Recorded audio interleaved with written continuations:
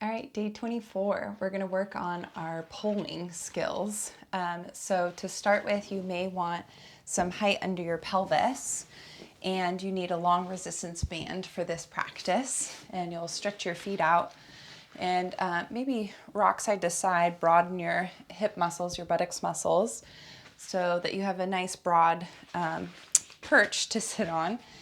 And then we'll wrap the center of the band around both of your feet and then switch hands on the band. So you cross the band in front of your shins so it makes an X pattern.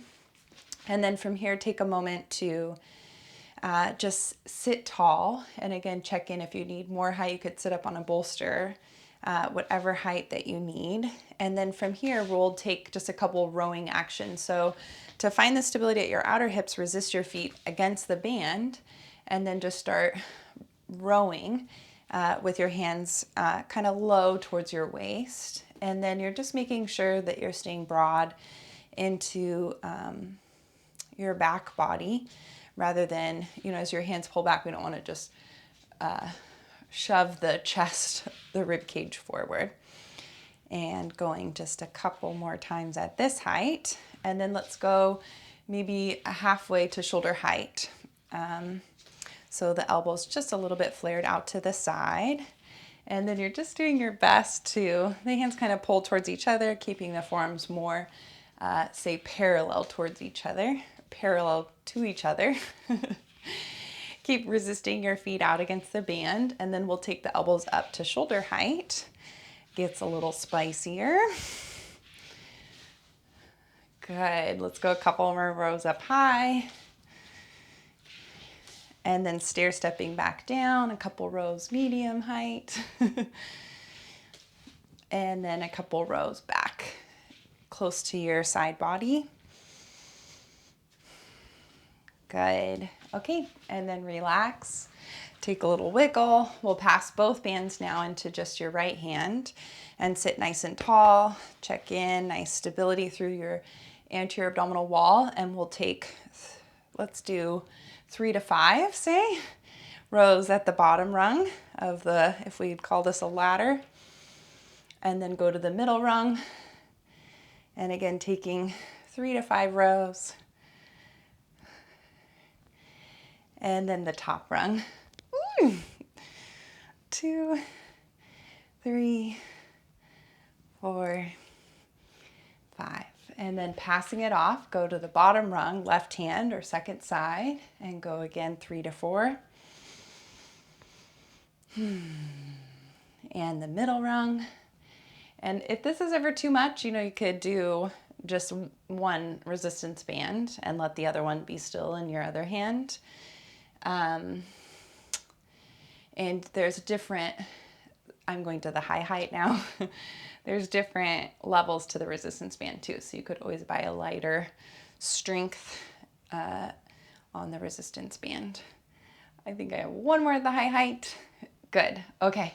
And then let's release that. And from here, we'll take our prop away from under your hips. And now make sure you have some space to lay down behind you.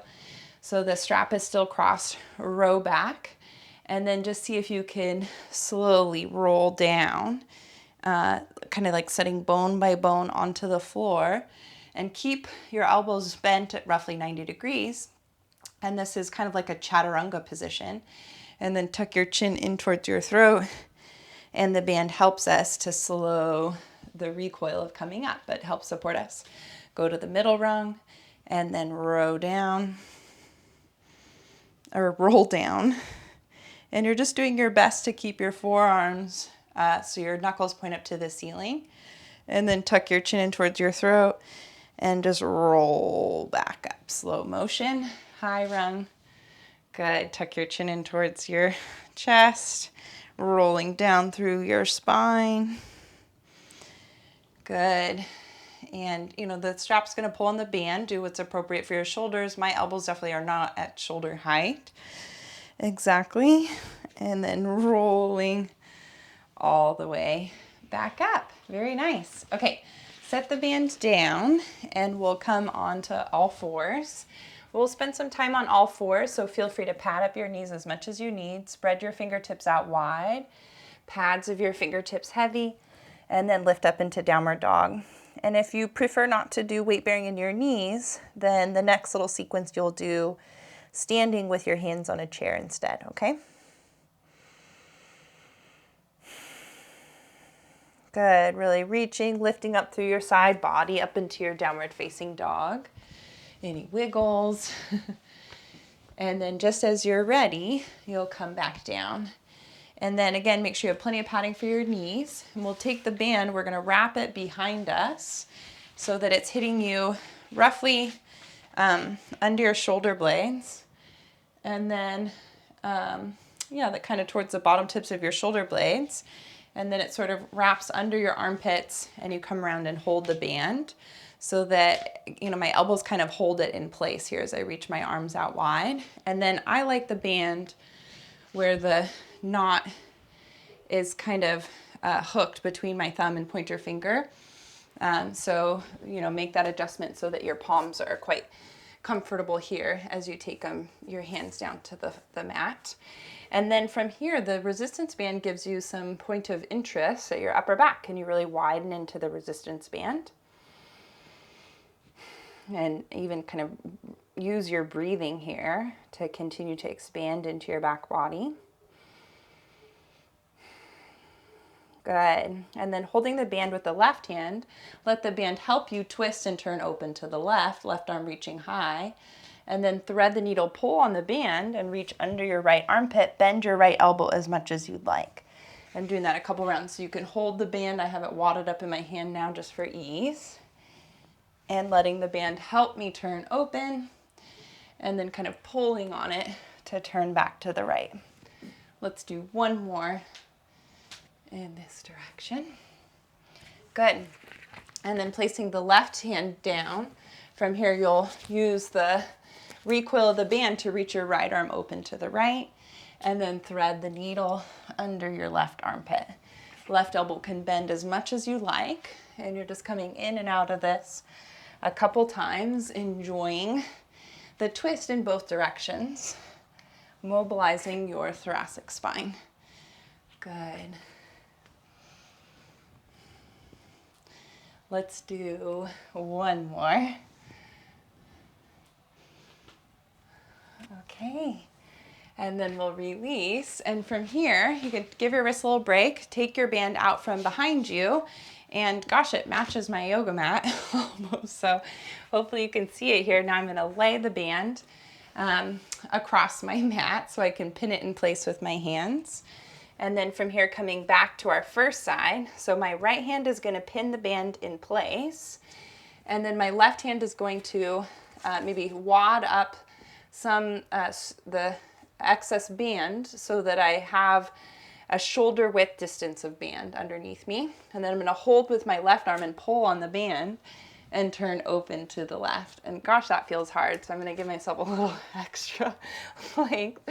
See if you can remember where the band was hitting at your upper back and widen there, and then twist and turn open. So rather than the band helping us turn, it is increasing the fun and the challenge here. Maybe one more pull. Ooh, good. And then release. And we'll switch and come to the second side. So the left hand pins the band and you scrunch up the band into your right hand, widen at your upper back, and then pull out to the side. Good.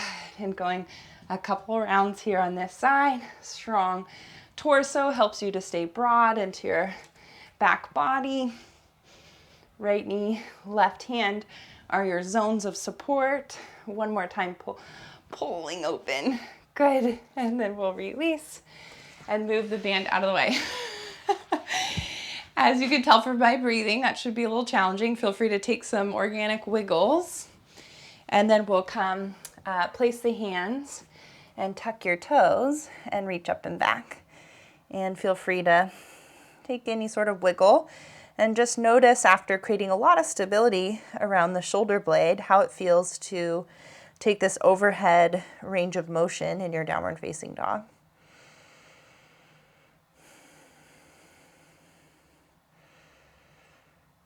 Seeing if you can find a little extra length in the back of your neck, front of the throat soft, Sitting bones lifting high. Okay. And then coming down, come to a comfortable seat for you and just pause for a couple of breaths. Let your eyes be soft or closed.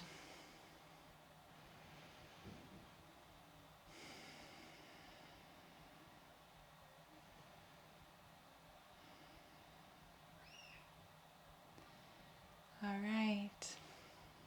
Hands together. Thank you so much for practicing with me today. Namaste.